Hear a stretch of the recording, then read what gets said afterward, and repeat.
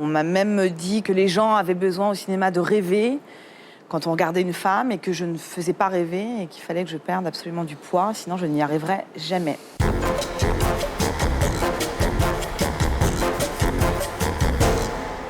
Lola Devers, bonsoir. Devers, Patrick Devers, un nom qui résonne comme un mythe au cœur de tous les cinéphiles. Patrick Devers, révélé en 1974 dans Les Valseuses de Bertrand Blier, suicidé 8 ans et 25 films plus tard, sans avoir jamais eu le moindre César. Lola, vous êtes la fille de Patrick Devers. Je crois bien. Vous êtes nommée au César et à 20h, vous nous raconterez votre vie.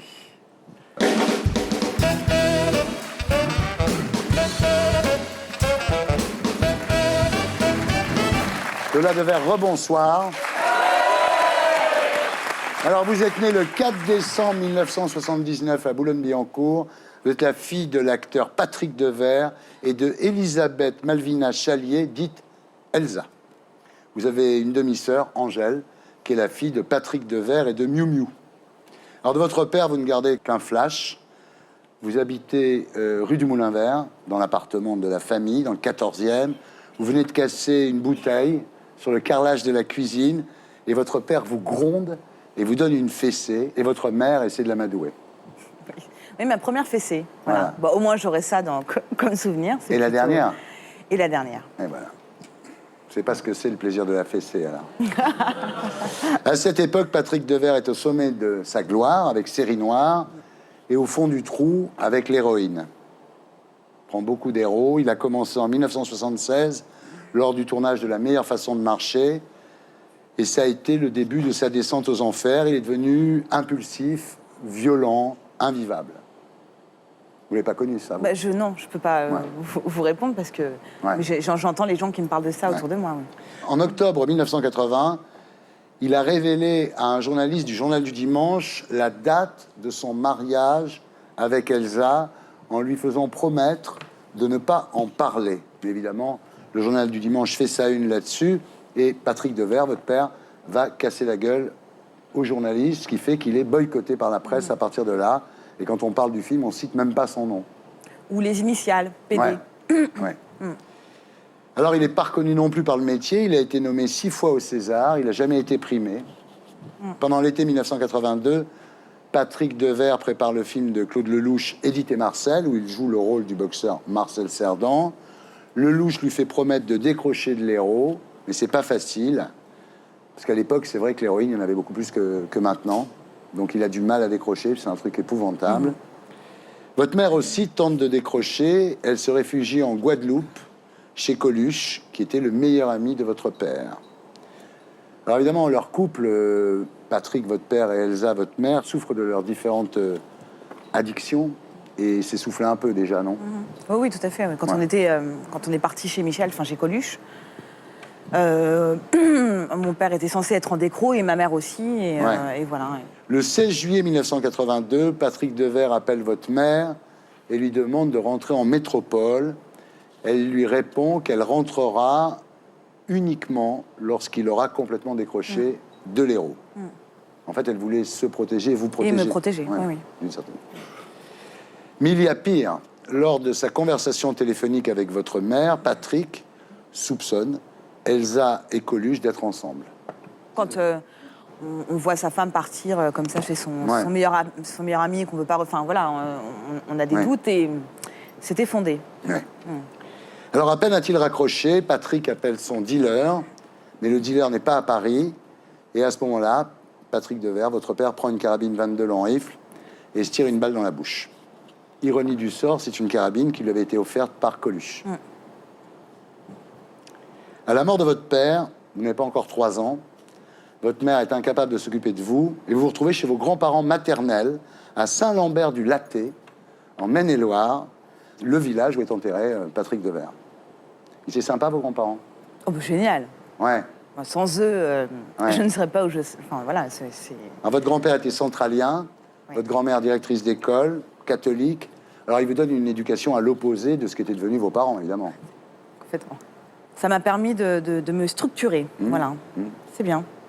Vous prenez des cours de danse, Des cours de piano, des On cours... était inscrits partout. Voilà, des cours d'accordéon, des cours de flûte Oui, j'ai fait de traversière. l'accordéon, flûte traversière. Oui, tout le monde trouvait, enfin, mes grands-parents qui m'aimaient beaucoup trouvaient que j'étais une virtuose de la flûte traversière. Mais maintenant, quand je regarde les cassettes vidéo, non, c'était Pas pas... vraiment. Non. Pas vraiment.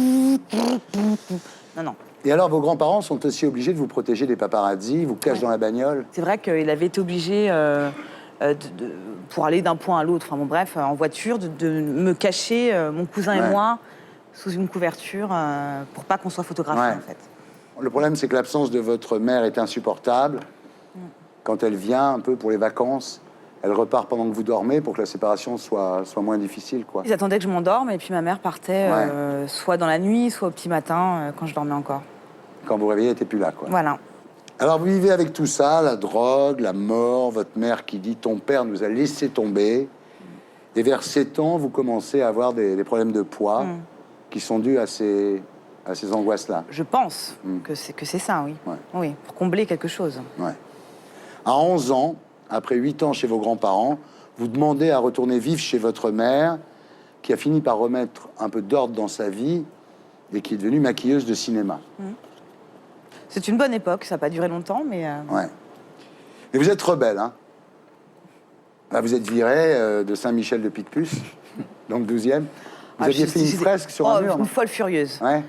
Une fleur sur le mur des bonnes sœurs. Chez les bonnes sœurs, c'est facile. Bah oui, évidemment. Puis vous êtes aussi un peu complexé à l'époque, vous n'avez pas d'amoureux. Non, je suis la bonne copine, en fait. Je suis la bonne copine de tout le monde. Je suis très popu dans le... à l'école, au collège, tout ça, au lycée. Mais non, dans les booms, on m'invite jamais à danser. Voilà. Et puis à la maison, même si votre mère ne vous cache rien de la mort de votre père, le sujet reste tabou. On ne prononce pas son nom. Et quand un film avec Patrick Devers passe à la télévision, on ne le regarde pas. Ah, ça, elle m'a jamais initiée à ça. Enfin, oui, elle changeait de chaîne. Je pense que c'était tellement douloureux pour elle que... C'est là, à 16 ans, que vous commencez à découvrir la filmographie de votre père. Le premier film que vous voyez, c'est Coup de tête. Et vous dites, je me suis vraiment marré. J'ai découvert quelqu'un de différent de ce que j'imaginais. C'est vrai qu'en général, les films de Patrick sont très noirs, comme ça, très torturés. Par contre, c'est quand j'ai découvert Coup de tête et La meilleure façon de marcher que j'ai pu voir qu'il avait ce côté comédie, comique. Et je l'ai découvert aussi comme ça quand j'ai vu quelques captations du Café de la Gare, en fait, quand il s'éclatait avec sa troupe au Café de la Gare.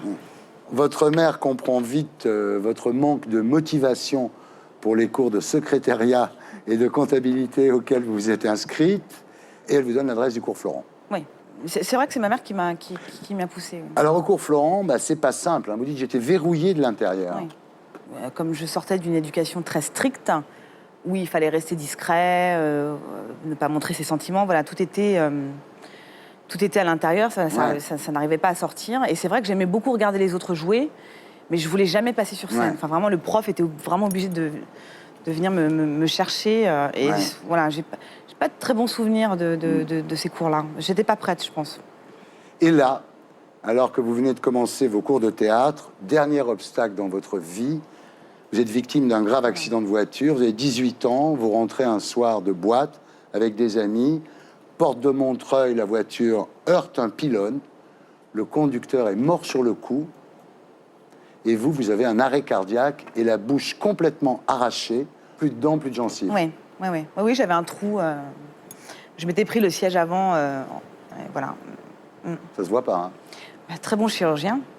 Bravo. Il vous faudra 7 ans pour vous en remettre. Les assurances, pour diverses raisons, ne nous ont pas donné l'argent tout de suite. La voiture n'était pas assurée. Voilà, la voiture n'était pas assurée. Et donc voilà, donc il a fallu attendre de débloquer l'argent. Donc en attendant, j'avais un dentier comme les personnes âgées. Voilà.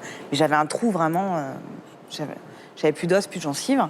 Voilà, donc je suis restée avec ça. Et ensuite, quand on a eu l'argent, quand l'argent s'est débloqué, on a commencé les opérations, donc greffe osseuse, greffe de gencives. Il y a eu des rejets, voilà, donc tout ça a duré très longtemps. Le résultat est formidable. Alors, dans un premier temps, vous rangez vos rêves de spectacle au fond d'un placard et vous trouvez du boulot dans l'immobilier, donc vous gagnez assez bien votre vie finalement. Ah oui, oui, très bien. Oui. 5 000 € par mois, c'est bien. Oui, c'est ça. Oui. Ouais, c'est bien. Mais il vous manque quelque chose.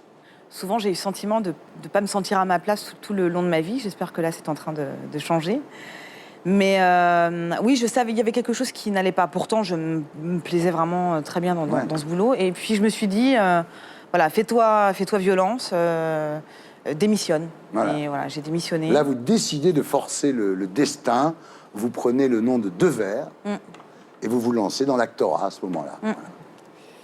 Tout le monde vous reçoit très gentiment, mais enfin, dans les mois qui suivent, vous décrochez aucun rôle. Et souvent, on vous dit, reviens avec 10 kilos de moins quand même. Hein. On m'a même dit que les gens avaient besoin au cinéma de rêver quand on regardait une femme et que je ne faisais pas rêver et qu'il fallait que je perde absolument du poids, sinon je n'y arriverais jamais. Et un jour, en 2010, Myriam Boyer vous engage dans La vie devant soi. Oui. Ensuite, Antoine Beauville dans La Biscotte et Charlotte de Turckheim dans Mince alors, film qui a eu beaucoup de succès, qui a fait 1,3 million d'entrées. 4. Bravo. 4. Comme Fatal. J'y tiens. Et c'est pour ce film que vous êtes nommé donc au César dans la catégorie meilleur espoir féminin. On s'en réjouit. Moi aussi. Voilà. Tous les soirs, vous êtes sur la scène du De Jazé, dans La véritable histoire de Maria Callas. Si vous avez le César, vous le dédierez à Patrick? Of course. Alors, Mais c'est un peu à moi aussi. Voilà. Ouais, la moitié. Wow, faut la moitié, allez, 20%. Alors, évidemment, vous avez des séquelles de tout ça, vous avez des angoisses, hein. Vous êtes comme beaucoup de gens, mais vous, quand vous avez des angoisses, vous buvez pas, vous vous droguez pas, vous bouffez. C'est une jouissance. Ah ouais. Ouais. Vous mangez quoi? Ah, du chocolat. Ah ouais. Bah ouais. Oui, encore, je craquerais sur des carottes ou des concombres. Oui, oui, c'est ça. Ouais. Ça irait, mais Non. c'est jamais les carottes et les concombres. Ouais. Quoi. Le Nutella? Ah, les... Ah ouais, d'accord, j'ai compris. Ouais. Alors voilà, donc vous allez bien. Le seul problème, c'est votre mère. Ça s'est pas réglé encore. Non. Ça va se régler, vous pensez? Je le souhaiterais, mais pour l'instant, je me protège. Elle a des circonstances atténuantes, voilà. Mais je me protège. Pour l'instant, je pense à me protéger, avant toute chose. Ouais. Parfait. Quel destin incroyable. Hein. Et pour être sûr de ne rien rater de Inarditube, abonnez-vous et mettez un pouce bleu.